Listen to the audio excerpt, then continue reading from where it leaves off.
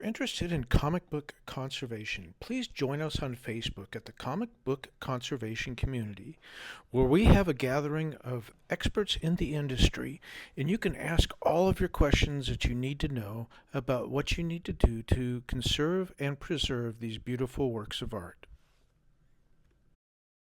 Please join Dr. Paul from Liberty Hill Comics, Phantom Phil from Phantom Restorations, and myself, Captain Larry from Flying Owl Comics, every Sunday night on YouTube.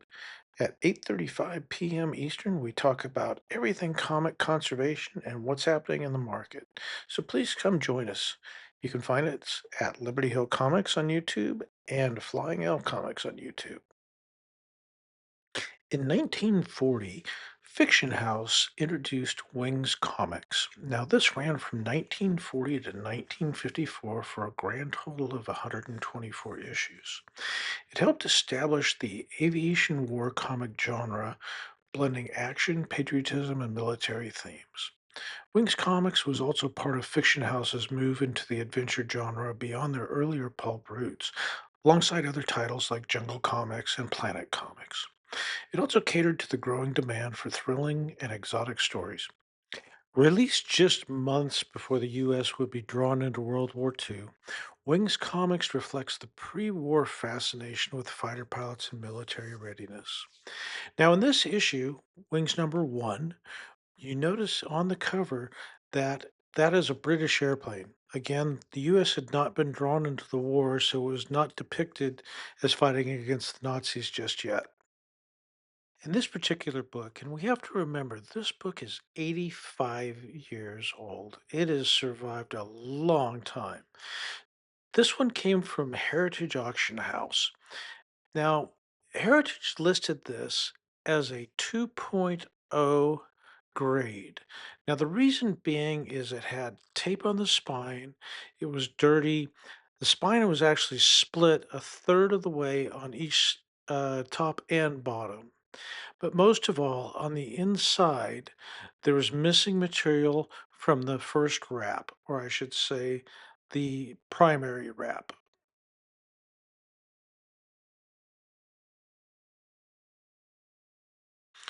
The hammer price at Heritage Auction House was $260.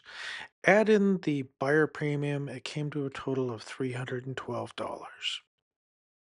Now, in an effort to preserve these wonderful books, anytime we come across this cellophane tape or scotch tape as it's known, this adhesive destroys the pulp paper.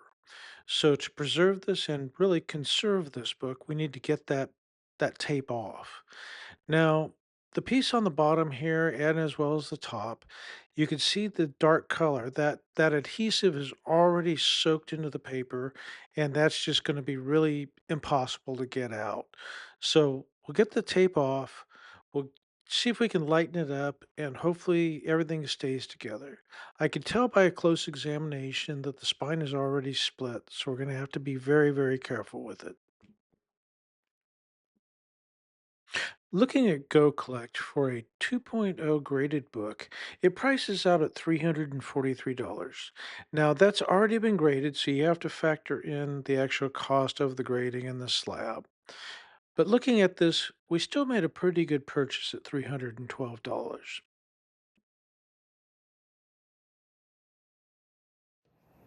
Now, looking at this cover, the cover wrap has been removed from the interior wrap, so we're just looking at everything, giving it a good inspection.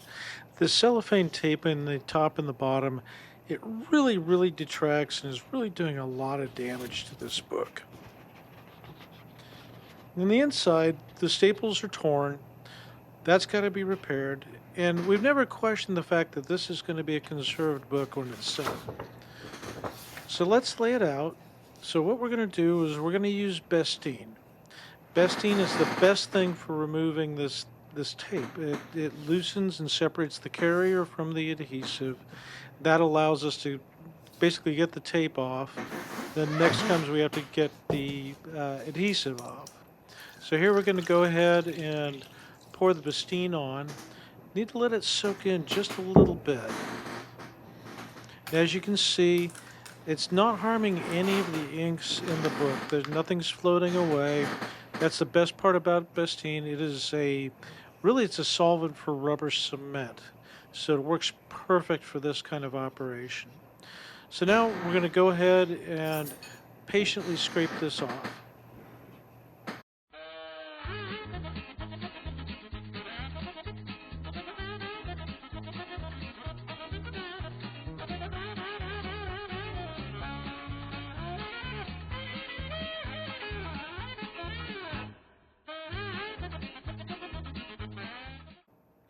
So now we'll get this last piece of tape off. A little bit of the paper is coming off with it. That can't be helped. It's just part of the process. So now that we've got the carrier off, we're going to go ahead and gently scrape. And I know this sounds like it's really rough and horrible, but I'm being gentle. We're going to scrape this adhesive off. And a good old fashioned drafting erasure seal is what I use, and it definitely does the trick. So as you can see, these little balls of adhesive are starting to come up. And again, this Bestine, it evaporates very quickly. So we have to, work fast, but we also have to be careful and be patient. So this is all adhesive that has come off and rolled off. I'll just scrape that off and basically wipe it off on the side of the tray. So we want to get in here, and I'm going to go ahead and just run my finger in here just to feel for it to see if there's anything there. I don't feel anything. So I think we got a pretty good job here of getting this adhesive off.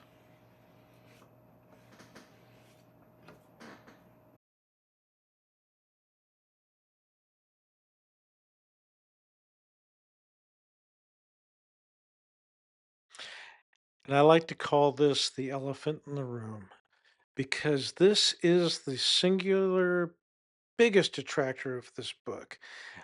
This section. Now, this is the first wrap. This is page one that you're looking at with Skull Squad. So, therefore, what you see here is the very back page, and you can see a significant section of it is missing. It's approximately 2 inches across and 2 inches deep, which is right at the limit for CGC for having missing material. Part of the panel is missing, and does it affect the story? Yes. However, it there's not so much that it changes anything about the story. So that's one of the things we wanted to look at. But as you can see, it's filthy. It's got lots of dirt and grime and cracks, and it's 85 years old, folks. So the next step we're going to do before we start working on this, and we have to fill this in. It's going to be filled in with leafcast. So before we start working on anything, we want to get the soil and any other foreign substances out of this wrap. So by the power of magic, we're looking at this wrap. It has now been cleaned with calcium hydroxide with a surfactant. It pulled out quite a bit of the dirt, and now it's flat. It's been pressed already. This is where we want it to be to start working with it.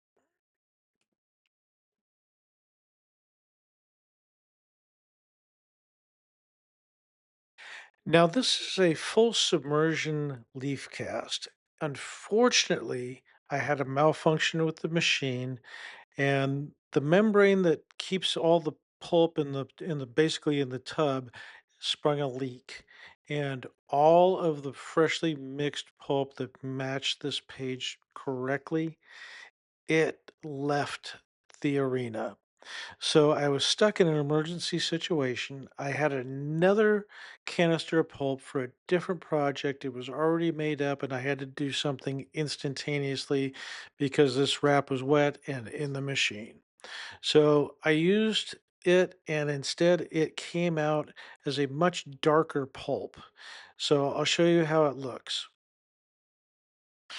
So although I'm not happy with the color match, the texture was perfect. You could close your eyes, you could run your fingers right across the page and not feel a thing. It came out wonderful. So Knowing that CGC does not grade on the color, at least they don't just yet. They look at the strength, the bond, and really, is it going to keep the structure of the book together? And in this particular case, it does. I got everything back together. Um, Overall, I'm pretty happy. I mean, it's nice and flat, looks good. I mean, it's a Wings number one. So I put everything back. It's got some staining that I just couldn't get off without doing like some serious damage here. But overall, it looks pretty good. I did have the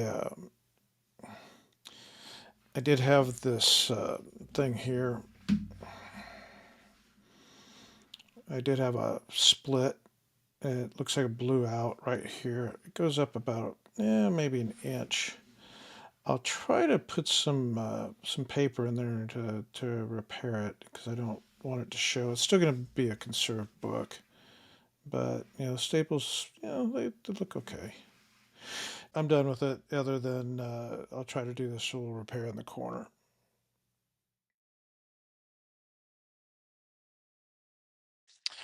I'm pleased with the way the book came out. It's much cleaner now. The tape is gone. It's got basically a new spine. We did leaf cast a spine into the cover, as well as we corrected that one wrap.